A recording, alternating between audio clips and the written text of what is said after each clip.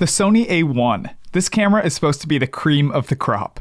Coming in at 6.5K in US dollars, it offers pretty much everything that a wildlife photographer could want.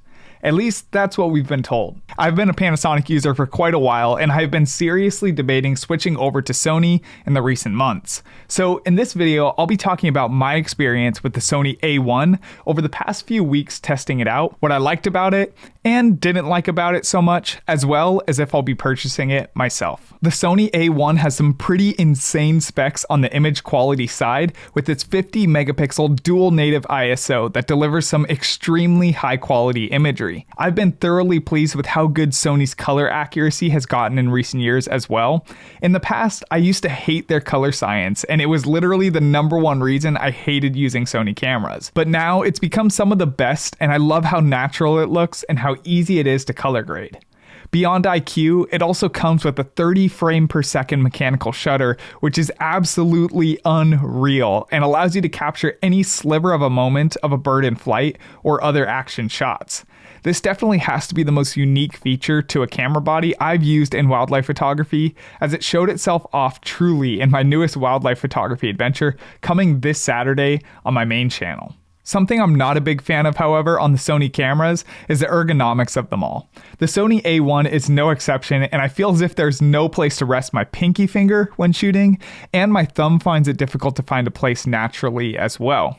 Beyond this, the buttons are all jumbled up and too compressed in my opinion, making it more difficult than it should be to find the button instinctively and push it in or turn the knob. You can see a little more specifics on that in the full review that I released on my main channel today, along with all the other specs. I'll put that video up in the end screen of this video if you're interested in watching it. Since everything else will be covered in that video, the main thing I wanted to discuss here was autofocus. Since autofocus seems to be the thing that, everyone cares about most these days and is hyped up the most about, and camera companies push the most, I couldn't help but pay attention to how this works with the Sony A1, so forgive me if you think I go overboard talking about it in all these reviews I'm releasing this weekend. I specifically worked with autofocus exclusively with the Sony A1 in 3 different scenarios on separate days to get a more full idea of how it performs under different settings.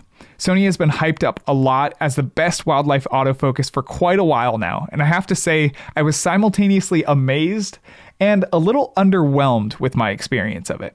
There were some moments in which the autofocus nailed some unbelievable shots of birds in flight, and in less challenging scenarios, it was incredibly responsive and snappy, and would tack focus quicker than I could blink. These moments all allowed me to appreciate the true power of a great autofocus system, and I loved how easy it was in these scenarios. However, there was a solid third of the time in which autofocus simply could not live up to the task and focus on the subject. Especially with my shooting style, where I like to include foreground in my images, the autofocus repeatedly tried to focus on this playing field rather than the subject behind it.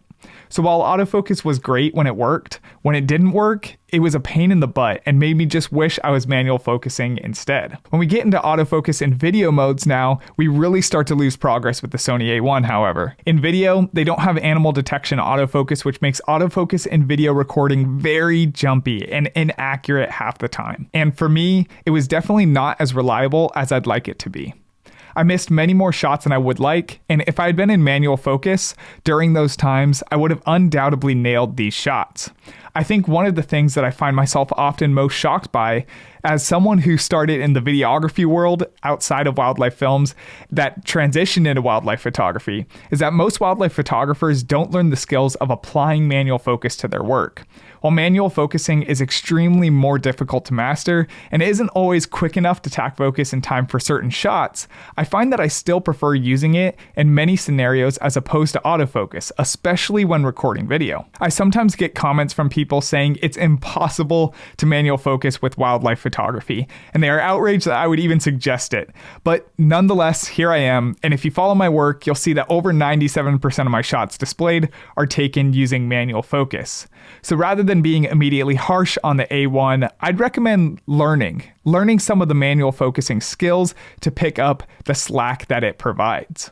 I'm here to tell you that while the Sony A1's autofocus is incredible, it isn't all it's made out to be, and I still don't feel 100% confident relying on it. Back in November, I was really debating switching over from Sony to Panasonic.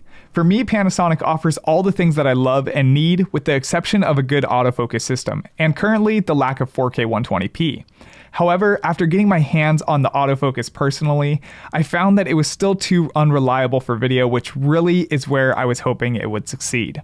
As a wildlife filmmaker, this doesn't make sense for me to switch over my whole system for no better of a video focusing ability, even though I'm really going to miss that 4K 120p that the A1 does offer. In regards to wildlife photography, the autofocus did make it noticeably better in certain scenarios, however, not good enough for me to justify the cost of totally switching over. When Panasonic also just recently announced their Panasonic S5 II with phase detection autofocus at the same time that I was testing this camera out, I realized that I'd rather wait to see what comes of this rather than blowing all the money I've already invested with Panasonic. So for me, no, I won't be getting the Sony A1. And for you, well, if money is no concern, yes, it is the best camera I've ever used, undoubtedly. And if you run Sony, then yes, I'd say this is a worthwhile upgrade if you have the budget. But if you're on a different camera system and not super outdated in your equipment, it may be a hard press to buy it. Huge thanks to Sony for shipping over the Sony A1 for me to test out and review alongside help from Hunt's Photo and Video. Hunt's Photo and Video is a great customer service oriented camera shop, and if you're interested in buying any camera gear, I'd highly recommend giving them a shot, including the Sony A1. Noah Buchanan, who is my personal representative at Hunt's, is a great communicator and always helps me get what I need, and I know he can do the same for you. Feel free to give him an email in the description to get you moving forward in your wildlife photography interests.